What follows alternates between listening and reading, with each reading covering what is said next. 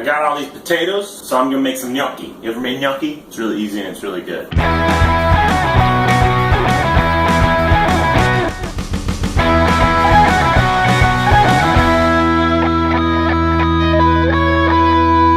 First thing you want to do is just chop up your potatoes and boil them. I got a sweet potato here because, like, why not?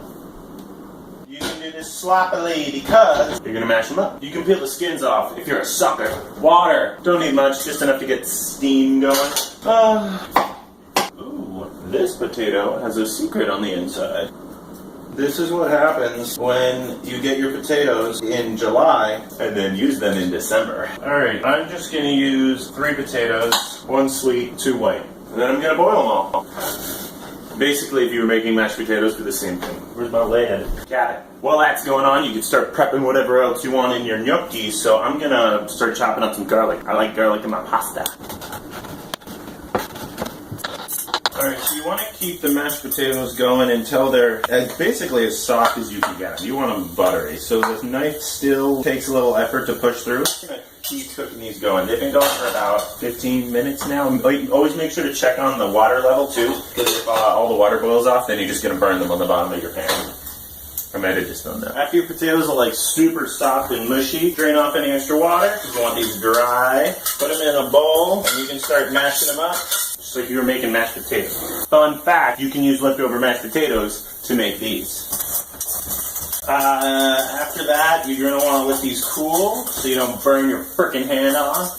I keep the skins on because they're delicious. I'm going to put these in the fridge so I can actually touch them. Let them cool. Alright, so something happened with the videos and I don't know how much got saved. So, hope I get everything. So after you have your big bowl of potatoes, you're going to mix it with flour until it turns into a dough. Look at this. A lot of flour. Turns into basically like just a dough. It's just potatoes and flour. That 2.5 potatoes took about 3 cups of flour, I would say. Add it a little bit at a time though. You know, serve it like a cup and then add it. Cool. Once you're done with that, you are going to roll out with your hands or roll your dough.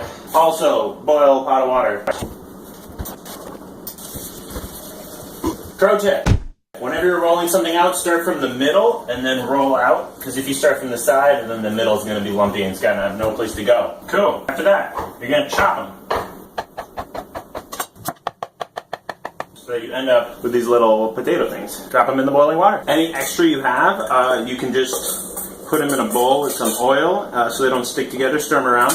And then I'm going to put them in a Tupperware container. Put them in the freezer. After your water is boiling, going to make sure they're not stuck together. Drop them in. Put in a few at a time. A bunch at a time. I like to stir it around too to make sure it doesn't stick. Your water will get very murky because of all the flour. It's going to be foam on the top because of the flour. That's totally fine. You can skim it off if you want. Now the fun part is, you know the gnocchi are ready when they float to the top. Fun fact, in Italian, I at the end of a word means plural. So gnocchi is like all of the gnocchi dumplings. The single one is called gnocco. Pull them out with a little basket, get the water out, move them around. Make sure you toss them with some oil so they don't stick together. Put the next batch in. Ooh, party in the kitchen. Ow! I think it's pretty hard to overcook gnocchi. It might get a little tough maybe if you overcook it, but if you're nervous about undercooked flour, just leave it in the boiling water. Olive oil, garlic, salt, pepper, marinara sauce, pesto, whatever you want to cook with it. Sweet potato was a good choice. Any extra you have, put them in a bowl with some oil so they don't stick together. Stir them around. I'm going to put them in a Tupperware container. Put them in the freezer. So make it on your own. Imagine how impressed your friends will be if you're like, oh yeah, this is homemade pasta. People get really impressed by homemade pasta.